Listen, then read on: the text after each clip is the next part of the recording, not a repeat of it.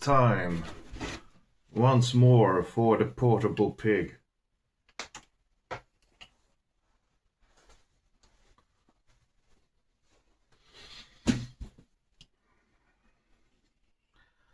I'm drinking coffee. I hope you liked the very long episode Wednesday of henri rousseau. I don't mind making longer videos, actually. It's just what I want to do, something that I want to specifically do with this channel, is that with every video I want it to be just one take. I don't want to do any kind of edits like that. And part of it is just, for fun, to be a challenge. But also I want to do something different because I'm doing this just for fun. And I want to try and recreate some sort of early YouTube type of experience here, where it's not too overly planned. It's more of shooting off the hip. And that's fine if I'm talking about some art piece that I like.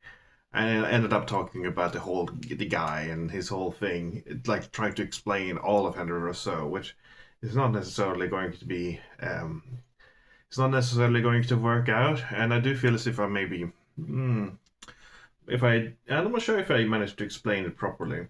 I think that I want to make clear, like, making fun of. I'm not making fun of henri rousseau. Actually, I'm showing you the thing that I'm going to take out of the portable pig later. I shouldn't do that. But when I'm talking about, I have to have something in my hand though. So I'm gonna take this thing.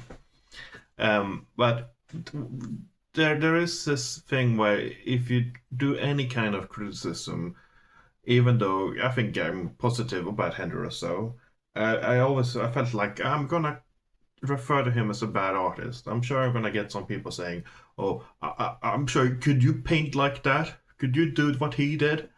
And it's like, that's not necessarily the point. I mean, I can paint.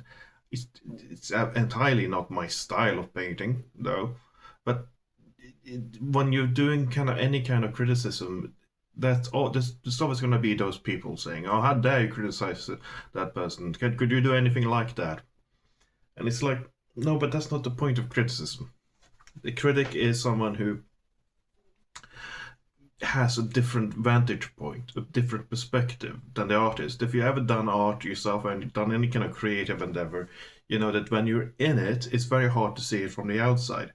This is why you want someone who is not as involved in the product, who has made it, who has like an inside perspective, an outsider to come in and give their take. But I think that with henri rousseau, calling him a bad artist, I think objectively he isn't a very good artist, but he is fascinating. And he's fascinating because of how early he is coming in doing these things that weren't really intentional, but had like a big influence, or at least partial influence, on later avant-garde artists who would sort of take inspiration for some of the things that he was doing, like playing around with perspective and playing around with realism.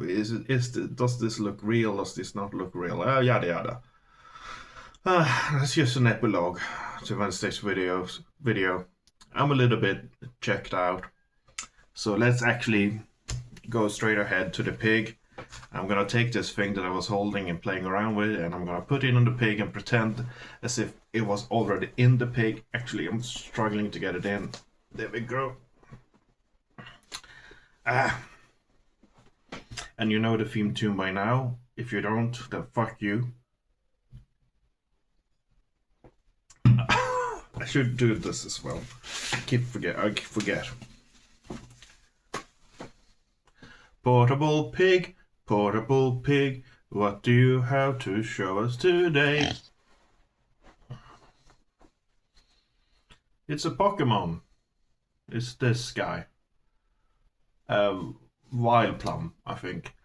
I do know the first generation and sort of the second generation of Pokemon, and almost the third generation because I played that. I'm the right generation for Pokemon, like the early Gen 1 and Gen 2, the red and blues, then the yellows.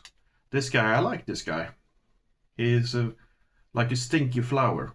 No, stinky mushrooms. Well, it is a flower, like the death flower, whatever it's called. I decided to this particular like toy. I remember though because my father used to have this guy on his keychain, and this. If you knew my father, which you didn't, then that's your fault. You should have reached out before it was too late. He's dead now. But if you knew my father, he was born in the 40s, 46. So he's not the sort of guy you would expect to have like a Pokemon guy on his keychain. I imagine that the reason why he had it on his keychain is because it just became like an easy way to recognize. Oh, that's my key. If you go out looking for your keys, this was his house keys, and he sees this thing on the keys that this is an easy way of sort of picking out. These are my keys. But it just struck me with such humor that he had this guy, this Pokemon guy. He knew nothing about. My dad would not have known that this guy is the evolution of Oddish, I think. Vileplume. What's the middle guy called? The middle guy. I always feel bad about the middle guys in Pokemon, the middle evolutions, because they get no attention. That middle siblings. They just the final evolution is the cool one. The junior evolution is the cute one, and the middle one is just the awkward teenager stuck in the middle with you.